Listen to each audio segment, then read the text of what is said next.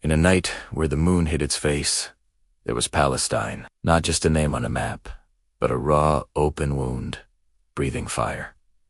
This story didn't start with ink on paper. It began with the first human scream, with the first stone lifted by a bare hand. It's a story written in blood, in dust, and in the echoing cries from homes that were crushed into memory. Before the storm, the land was calm. Ancient olive trees stood like wise old men, their leaves whispering secrets to the wind, perhaps sensing the turmoil that was to come. They had seen generations come and go, their roots deep in the soil of this sacred place. But then, the invaders arrived. Their weapons gleamed under the sun, a cold, hard shine that mirrored the emptiness in their promises. They spoke of peace, but brought devastation. Mercy was a word they had forgotten. The sky, once a canvas of serene blue, tore open, and the earth beneath it screamed in agony. What followed wasn't just a conflict.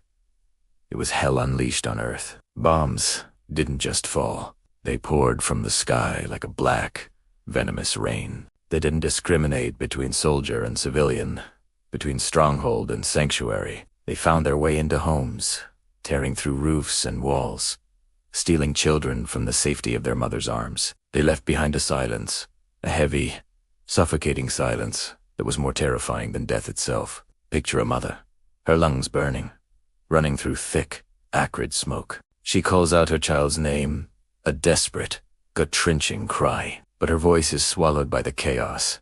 Her child's name lost in the mountains of rubble that were once their neighborhood. Imagine a small child, his face smudged with dirt and tears, gripping a stone that feels heavier than his few years on this earth. He stands defiant before a monstrous tank, a steel beast of war. His small stature holds an immense power, his eyes a silent declaration.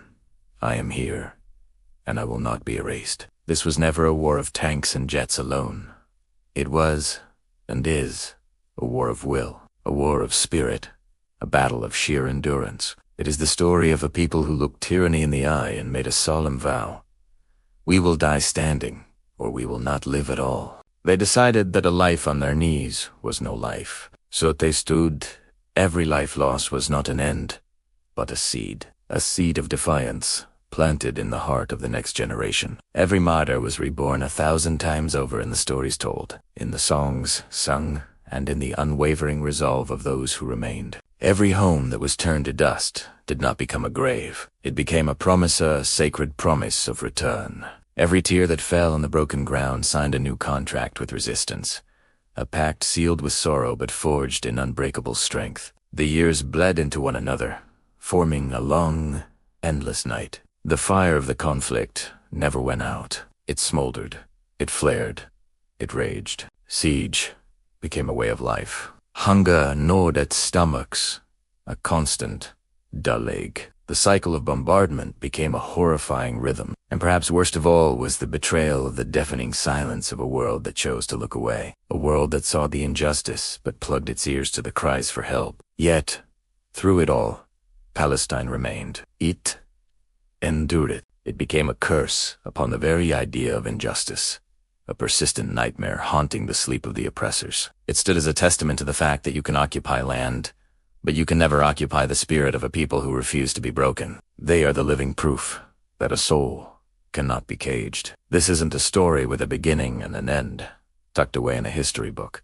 This is a living, breathing legend that is still being written every single day. The ink is the courage of the youth. The paper is the very land they defend. Palestine is not just a headline you scroll past, not a statistic in a humanitarian report. It is a complex, human reality. For the tyrant, it is a hell of their own making, a constant reminder of their own inhumanity. But for the patient, for those who hold on to hope against all odds, it is a promised paradise, a future they fight for with every fiber of their being. It's a testament to the human capacity for hope, even when surrounded by despair. And so, the story continues. It is a story of resilience, of a culture that refuses to be extinguished. It's in the poetry, the art, the music that blossoms even in the most barren of conditions. It's in the taste of olives from trees that have witnessed centuries of struggle. It's in the laughter of children playing amidst the ruins, a sound that is both heartbreaking and profoundly hopeful. It's in the unwavering faith that one day the sun will rise on a free land, until the sound of gunfire is replaced by the sounds of celebration, until the rubble is cleared to make way for new homes, until every displaced person can return to the land of their ancestors. This story will remain a burning flame, a flame of truth, of justice, and of an unyielding human spirit that, no matter what, can never be extinguished. Thank you for listening. Please remember to share this story, because in remembering, we keep the flame alive.